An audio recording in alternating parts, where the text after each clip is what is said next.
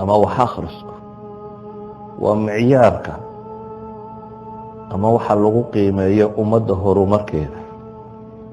waxaana yidhahdaa noloshan maanta casrigaa dee la-aanteed maba jirto, xataa alqiraa'a tawdiifiya bay yidhahdaan. waxaad qiyaastaa magaaladan ay degan tihiin oo aan traffic waxaan ku qoran lahayn, oo raashinka waxaan ku dul qoran lahayn, oo dawada waxaan ku dul qoran lahayn, ama se dadku aanay akriyi karaynin, noloshu say noqon lahayd. waxaad qiyaastaa magaaladu aan adressis lahayn. waagi hore de waxba lagu qori jirin soo maha. waxaad qiyaastaa Toronto aan adress ku qorayn, wax traffic sign aanu qorayn, wax raashin ku dul qoran aanu jirin. yani waxay noqon lahayd nolol adag oo sacaba in la noolaan karo. walidaalika waxay yidhahdaan maanta nolosha casrigae dambe iyadu qiraa'o la-aantu suurtagalba maaha. haddaba qiraa'adu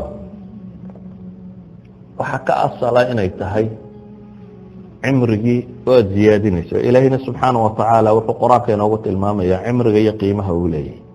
qur-aan badan baa rabbi wuxuu ku dhaaranaya waktiga, wاduxaa wاleyli ida saja wاlcasri ina alinsaana lafii khusr, iyo wixii lamid ah.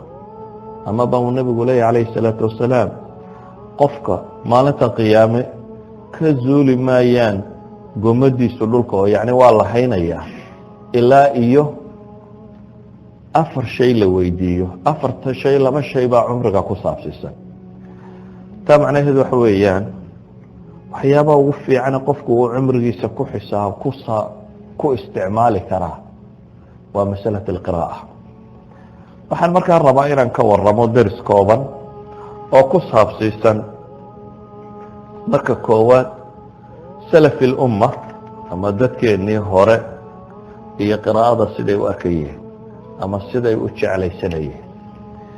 intaanan kelmaddaasi markaa soo gudbin waxaan tilmaamayaa dhowr shay.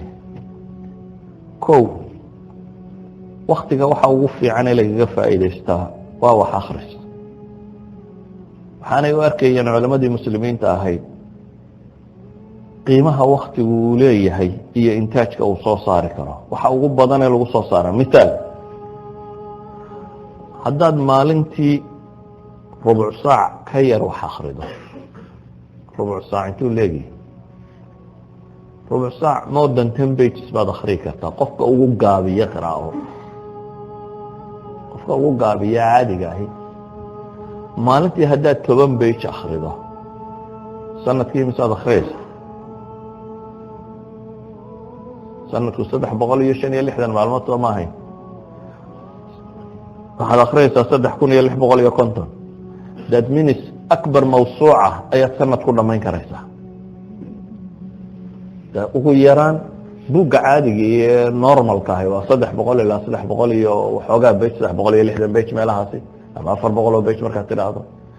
haddaad maalintii 10 daqiiqo wax akhrinayso, macnaheedu waxa weeyaan sanadkii ugu yaraan 10 buug oo noocaasi ama dhowr iyo 10 buug oo noocaasi aad dhamaynaysa. yani mawsuuca في علم الحديث أما موسوعة في تفسيره أما موسوعة في علم كلام أيضا ما ينكرتها بمجرد أن أدو قرشيسة أن أدخل ده محي 7 بيج أما 8 دقيقة دود أن أدو حخر ده مالنتي.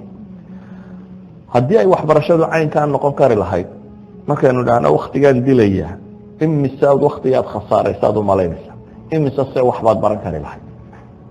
يعني علماء المسلمين تهري وحلا يقاني waxay ahayd dad mawsiiciyiina. mawsuucadu yani dad encyclopedia, qof wixii la soo qaadaba ka jawaabi kara.